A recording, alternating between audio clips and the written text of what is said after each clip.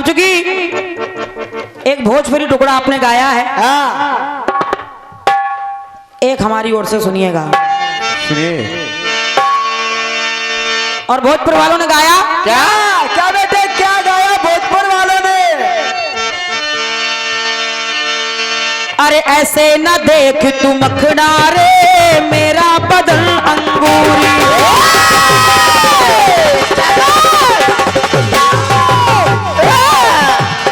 ऐसे न देख तू मखना रे मेरा बदन अंगूरी।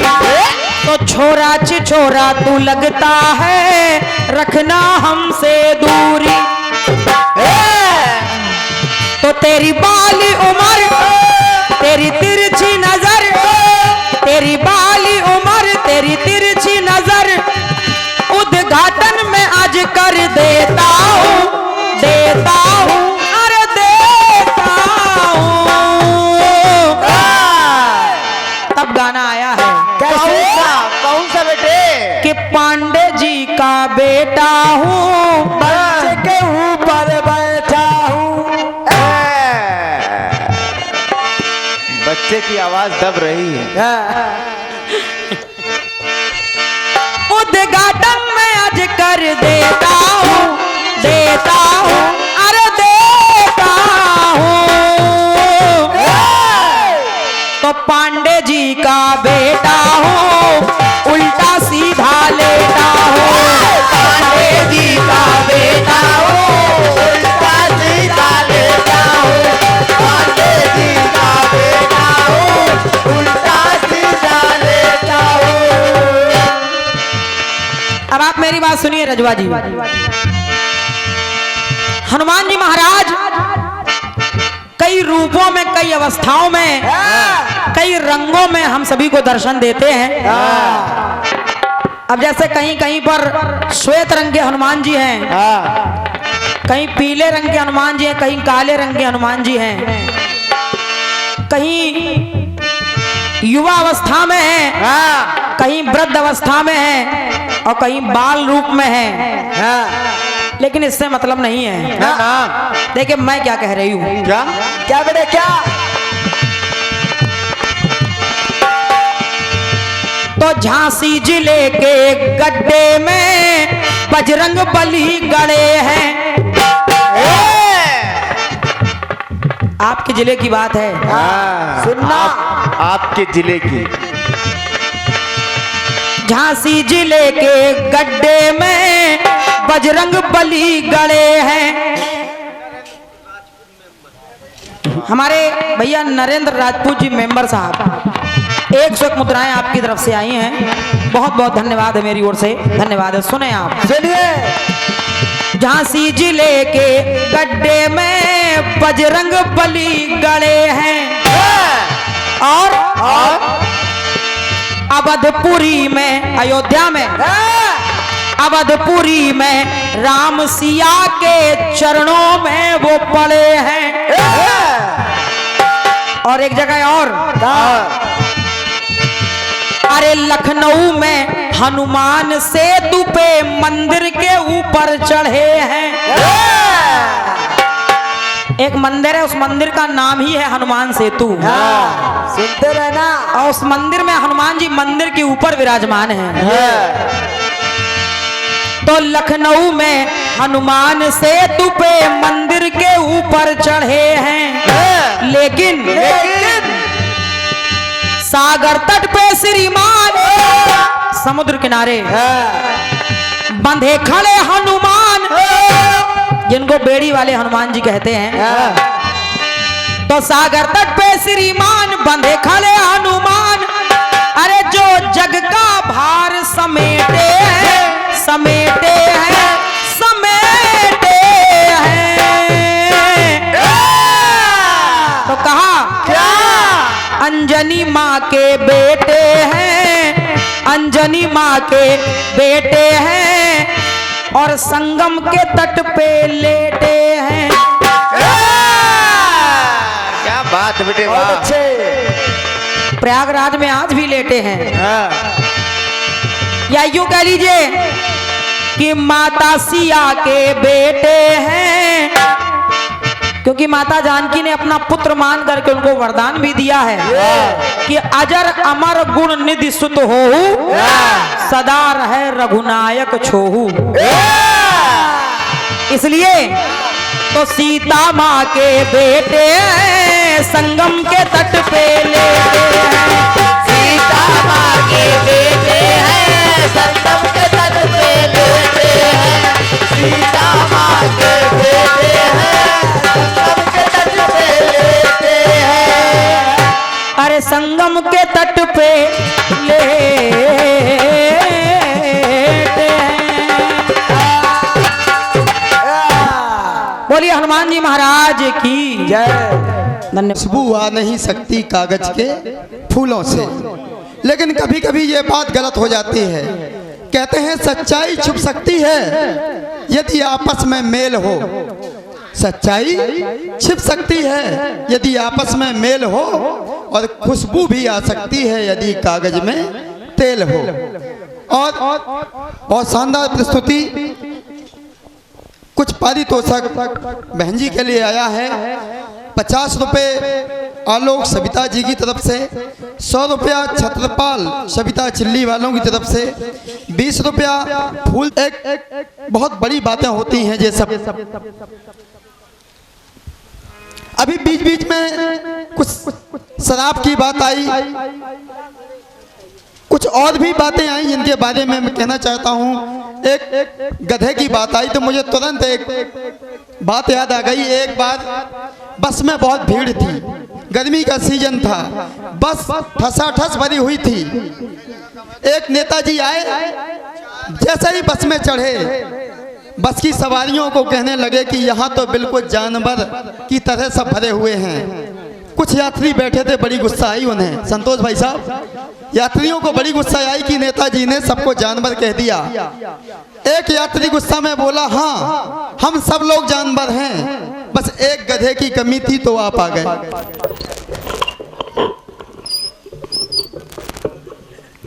प्रायः किसी को नहीं, छोटे शब्दों से हमें कभी नहीं बुलाना चाहिए। एक बार की बात मुझे आई, जब तक चाय पी रहे हमारे पार्टी वाले, तब तक मैं एक बात बता दूं। एक बहुत छोटा बच्चा था और उसके पिता उसको बार बार हर बात पे गधा कहता रहता था, संजय भाई साहब।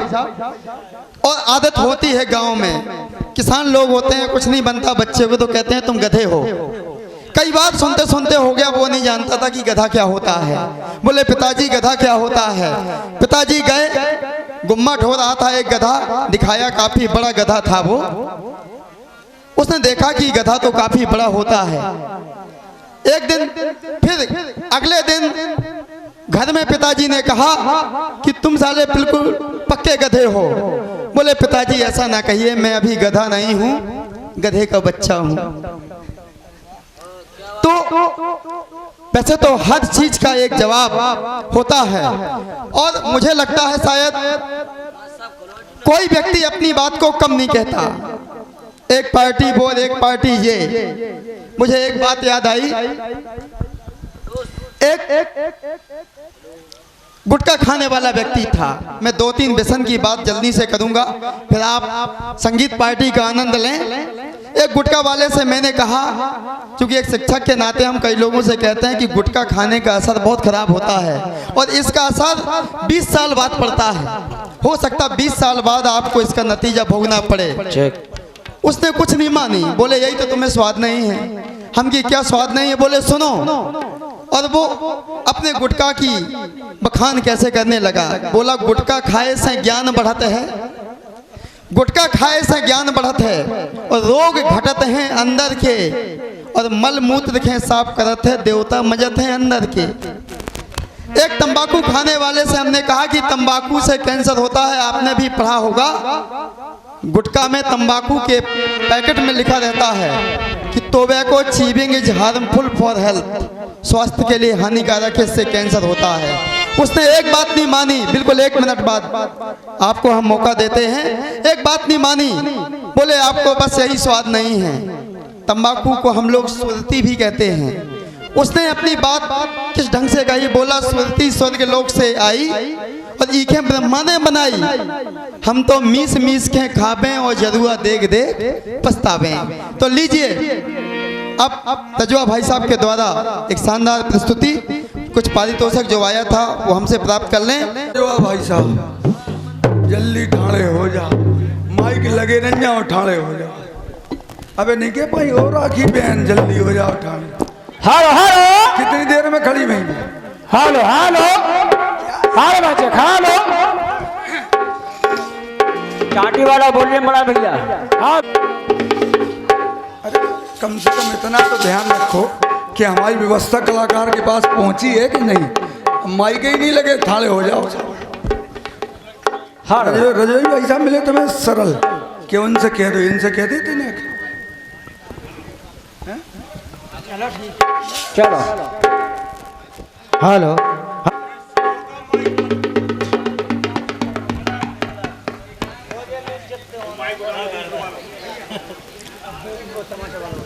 उद्घोषक महोदय जी 2:45 पे बैठा था, राखी जी खड़ी हुई थी 2:45 पे, देख लीजिए। हाँ थोड़ा सा समय ज़्यादा लिया है, 5 मिनट 7 मिनट का। तो देख लीजिए। 50 नहीं चाहिए, हम ये नहीं कह रहे, हम ये कह रहे हैं अब हमारा फिर टाइम देख लो। क्योंकि कहा सिर्फ हमसे जाएगा जी, हम जानते हैं सिर्फ हमसे कहा जाएगा। 5 मिनट और आप लेकर के बढ़िया प्रस्तुति करिए अपनी। नहीं हमें नहीं चाहिए।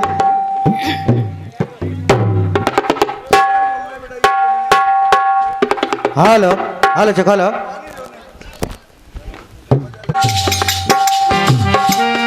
एक पुरस्कार जो बहुत बहुमूल्य था मेरे लिए, वो मैं बोल नहीं पाया, केवल धन्यवाद दे पाया। जो फिरोजाबाद से चल के आए हैं हमारे संजय सिंह भैया, जब वो आए तो उन्होंने मुझे बादाम ला करके दिए। जय हो। बोले बादाम ला करके दिए और वो शायद रुपयों से बहुत कीमती हैं। संजय भैया को बहुत बहुत धन्यवाद है, मैंने पा भी लिए। सुनिए, एक मैं कटपीस गाया मैंने कि पाई पाई जग जोड़े तब होती है भरपाई। ये है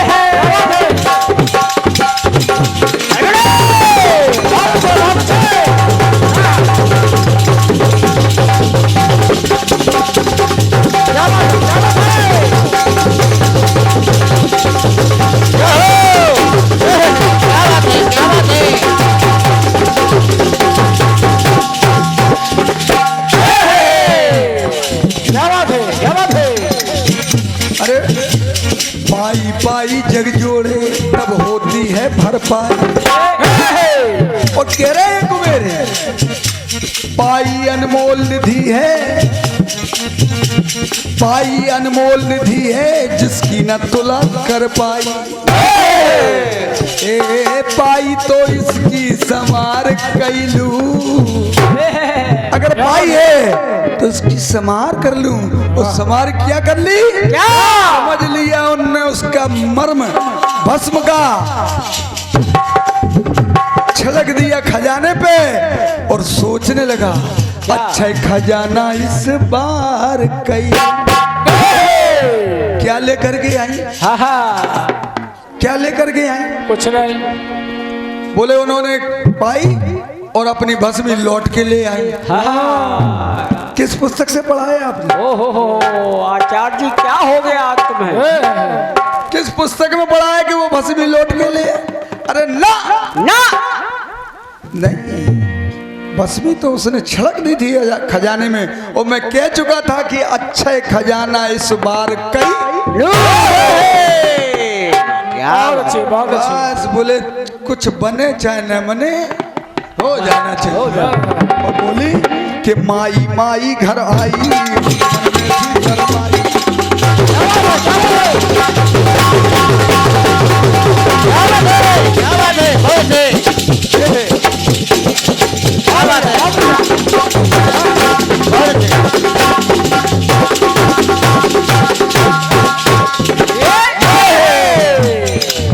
बोले माई पूरी कमाई चली गई।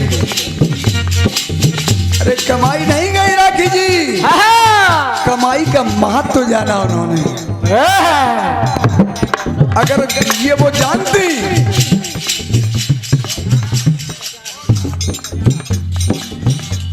ये 51 रुपया आलोक सविता जी की ओर से आए हैं, बहुत बहुत धन्यवाद। चलिए, लेकिन अब हम जानते हैं कि आपके पास क्या है, इसलिए हमें ज्यादा कुछ नहीं कहना है। वो माई कहे स्वामी दिन रात रहलू रहो और माया में त्यागू बिन जेवरात रहलू। उसके बाद बगैर जेवरात के रही वो नहीं पढ़ा आपने। हाँ थोड़ी बेटा ऐसी उनकी अच्छा अच्छा आपके पाँव दिख रहे हैं दादी, थोड़ी कर लो। अच्छा हो दिक्कत है या तो इतना हम बैठ जाओ बा में कैमरा में थोड़ी भी कह रहे खराब लगे। ये 51 रुपया आदित्य भैया की ओर से, आदित्य सविता की ओर से बहुत बहुत धन्यवाद धन्यवाद। चलिए खैर हमने मान लिया, हम जानते हैं। एक मैंने गीत गाया, कौन सा करो? अरे अगम अगोचर अविनाशी वो अनामी कैसा होगा। अगम अगोचर अविनाशी वो अनामी कैसा होगा। वहाँ नारियां कह रही हैं ए बहना, क्योंकि नाम नहीं जानती इसलिए लगाया मैंने अनामी। कोई नाम नहीं जानता तो उस समय जब हनुमंत लाल जी गए, आप अंगद से गा रही, अंगद को कौन नहीं जानता था? अरे अंगद को रावण स्वयं जानता था। रावण ने कहा कि मैं तुम्हारे बाप का मित्र रहा हूं, मैं तुम्हें जानता हूं। क्यों रे, जिससे तुमने बाप को मरवा लिया उसके लिए आ गया मुझसे मांगने। लेकिन ठीक है, परी ने लिखी तनख्वाह बढ़ा दो है आपका। ये भी नहीं समझा आपने मैंने लिखा क्या? अरे आदि अनादि और अगर अगम अगोचर अविनाशी वो अनामी कैसा होगा। अरे जिसका सेवक ऐसा उसका स्वामी कैसा। और फिर कह रही है कि घर जला तरवर जला, कहाँ गई ये लाइनें? घर जला तरवर जला पर पूछ का है जल जला। और पूछ जली ना लंक जली अनुगामी कैसा होगा। जिसका सेवक कैसा उसका स्वामी कैसा।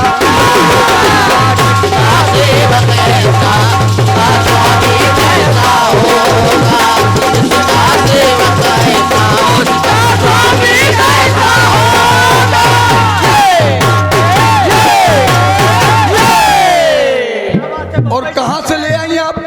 बोले रे महाराज दशरथ ने अपने सेवक को भेज दिया, उनको निमंत्रण नहीं दिया जाता था।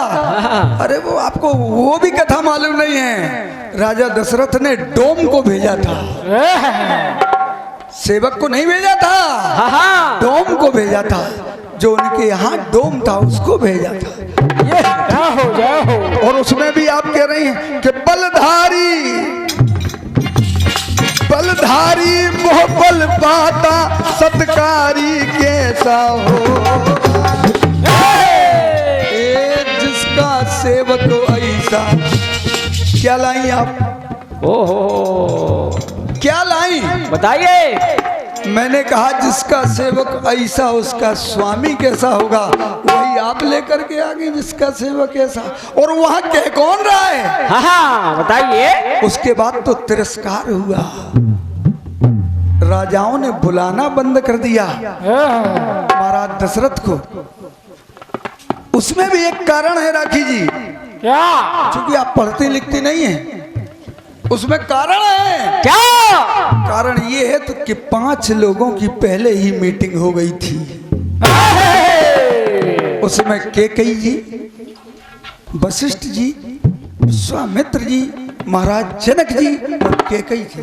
ये है बात। पहले ही निश्चित हो गया था कि राम को वन भेजना है, पहले ही तय हो गया था। इसी तरह से राम लक्ष्मण को लेकर के आप यहाँ आइए जनकपुर। यहाँ से एक प्रचार जाएगा पूरे संसार में कि अयोध्या में अगर राम भी नहीं रहेंगे तो भी उनके राज्य पे कोई आक्रमण नहीं करेगा। सारे संसार के राजा वहाँ आए थे, सब राजाओं को मालूम था जिसका बेटा ऐसा बलवान है, अरे जंगल में ही तो गया है, वो कब आ जाएगा। कोई अयोध्या पे आक्रमण ना करे। राम जी ना सेना ले गए, राम जी ना धन ले गए, राम जी ना अस्त्र ले गए, शस्त्र ले गए, और रावण जैसे दिग्विजय पे विजय करके लौटे। जय हो। और अपना फूटा परिवार जहां पति कह रहा है कि तुम मांग रही हो, तुम्हारी मांग चले खो जाएगी। संजय भैया सुनना, पति कह रहा है तुम ऐसी मांग रही हो कि तुम्हारी मांग मिट जाएगी, और रानी कह रही है मिटर जाने दो मांग।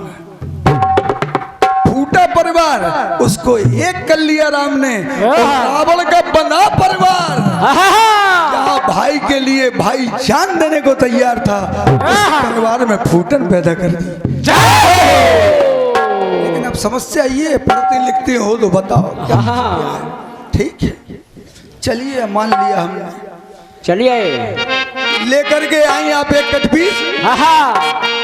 कौन सा?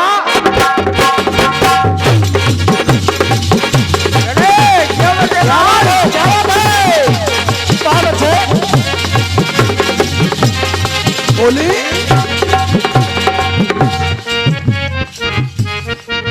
अरे ऐसे न देखो मुखड़ा रे,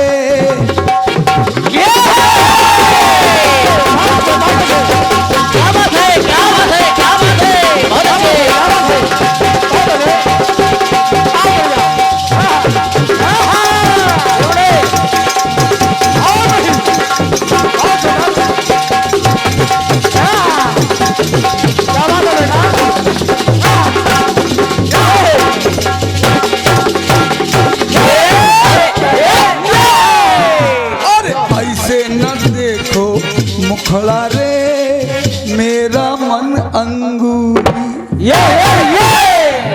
अरे ऐसे न देखो मुखड़ा रे मेरा बदन अंगूरी। और छोरा छिछोरा, छोरा सा लगता है, रखना मुझसे दूरी। छोरा छिछोरा लगता है, रखना मुझसे। तेरी पतली कुमर, तेरी बाली उमर, तेरी तिरछी नजर, उद्घाटन में आज कर दूं। पांडे जी का बेटा हूँ, उल्टा सीधा ले। पांडे जी का बेटा हो, उल्टा सीधा लेता हो। पांडे जी का बेटा हो, उल्टा सीधा लेता हो। ये 501 रुपए में से 51 रुपया शैलेंद्र महोब खंड वाले लड़का जी के दादा हैं, उनकी ओर से है। बहुत बहुत धन्यवाद। क्या बात है, बहुत अच्छे। हाँ दादाजी हैं। अब सुनिए, पांडे जी का बेटा हूँ, बीच सड़क पर पांडे जी का बेटा हो, उल्टा सीधा लेता हो। पांडे जी का बेटा हो, उल्टा सीधा लेता हो। क्या बात है। देखिए, इनके पास 7-8 आदमी का स्टाफ है, संजय सिंह भैया जो आए हैं फरीदाबाद से, फिरोजाबाद से, लेकिन स्वयं चल करके 101 रुपया देने आए सो आए और स्वयं चल करके रिकॉर्डिंग करने आए। जय हो। मेरे भांजे से अंकित से बात इनकी होती है, मुझसे बात भी नहीं हुई, आज बात हुई, आज ही इन्होंने मुझे देखा। ये बच्चे के फूफबाजी हैं राजेश चिल्ली वाले, उनकी ओर से ये 51 रुपया है, आशीर्वाद की कामना है। तो 101 रुपया संजय भैया जो केएस म्यूजिक है, और ये केएस म्यूजिक इनकी एक लाडली बिटिया है जिसकी उम्र है मात्र 12 वर्ष की, और इस उम्र में उस लड़की ने वो मुकाम पाया है जो हिंदुस्तान में बहुत कम लोगों ने पाया है। जय हो, जय हो। 12 वर्ष की उम्र में इनको निश्चिंत कर दिया है उस बच्ची ने। पूरा स्टूडियो देखती है, पूरा काम कितना कहाँ से क्या होना है। मैं तो उस बच्ची को भगवती से प्रार्थना करता हूँ कि मेरी उम्र लग जाए, बहुत जिए, बहुत आगे जाए। तो केएस म्यूजिक को, संजय भैया को बहुत बहुत धन्यवाद। सुनिए आप आई और कहने लगी क्या? अरे झांसी जिले के गड्ढे में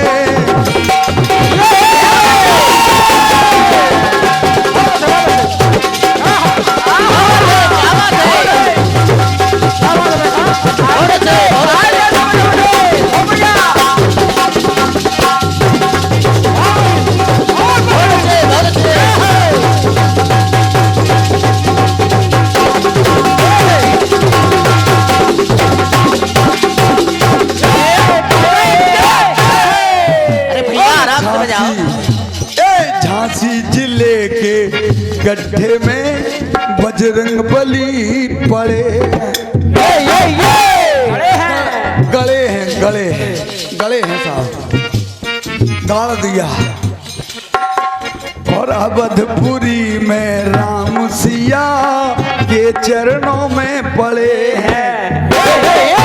फिर बोली कि लखनऊ में हनुमान से तू पे वो चढ़े हैं। सागर तट पे श्रीमान बंधे खड़े हनुमान जो भार जग का समेटे हैं, समेटे हैं, समेटे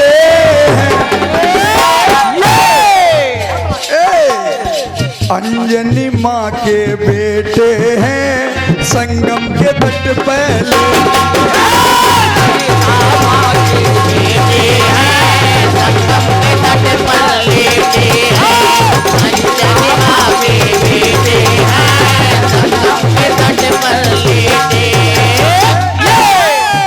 फिर भी इनकी आत्मा तृप्त नहीं हुई। पूरा हो गया कटपीस, लेकिन आत्मा तृप्त नहीं हुई ना। वो कहने लगी क्या? अरे मात सिया के बेटे हैं, चूंकि दूसरा कलाकार ये न लिख दे कि मात सिया के बेटे हैं।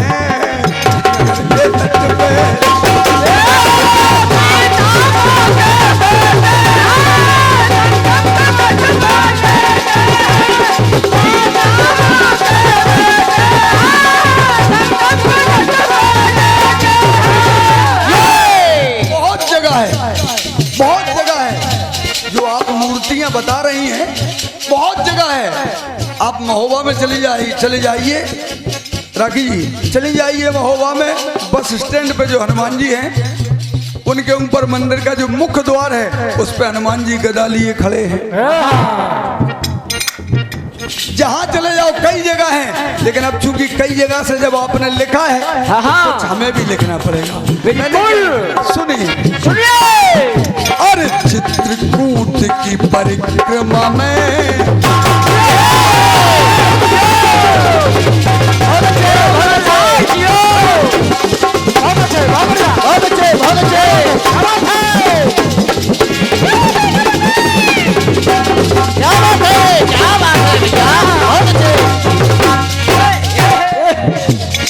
चित्रकूट की परिक्रमा में श्री हनुमान पड़े हैं।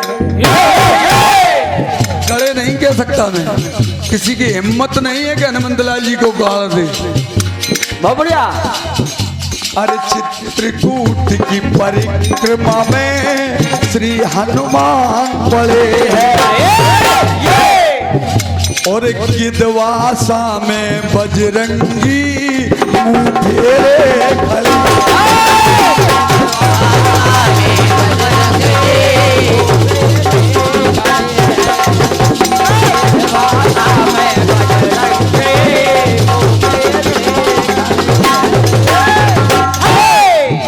और ददरउआ में सखी रूप, आज ददरउआ सरकार चले जाएगी जहाँ पे हनुमंत लाल जी को डॉक्टर हनुमान के नाम से जाना जाता है, लेकिन रूप क्या है? क्या है? अरे ददरउआ में सखी का सखी रूप ले हनुमंत आड़े, और ध्यान में पद्मासन। जब ध्यान लगाते हैं तो कैसे बैठते हैं? ऐसे। ध्यान में पद्मासन, कलयुग में शासन। जब राम जी त्रेता में जाने लगे तो हनुमंत लाल जी इसको वरदान दे दिया। क्या है हनुमंत लाल जी? तो मैं द्वापर में आऊंगा, लेकिन कलयुग के अधिपति आप हो, मैं आज से ही आपका तिलक कर रहा हूँ। जय हो, जय हो। बहुत अच्छे, क्या बात है।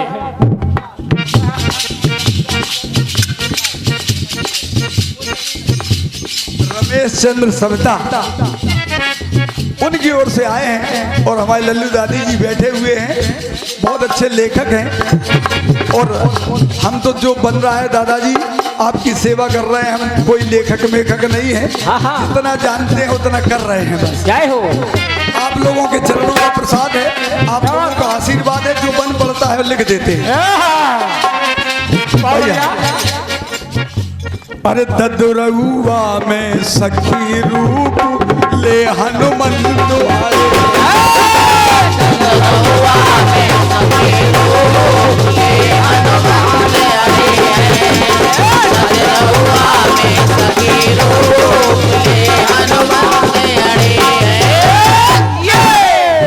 ध्यान में पद्मासन। ध्यान में कैसे ध्यान में पद्मासन करते कलयुग में शासन। ध्यान में पद्मासन करते कलयुग में शासन, और सारे जग का भार समेटे हैं, समेटे हैं, समेटे हैं। अब हम नहीं कह रहे कि मात सिया के बेटे हैं, और दूसरे में आपने कहा था अंजनी माँ के बेटे, नहीं कह रहे हैं हम। अरे ये केसरी जू के बेटे हैं, बहुत बढ़िया। नहीं है, ये केसरी जू के बेटे हैं, दुखदार दुबो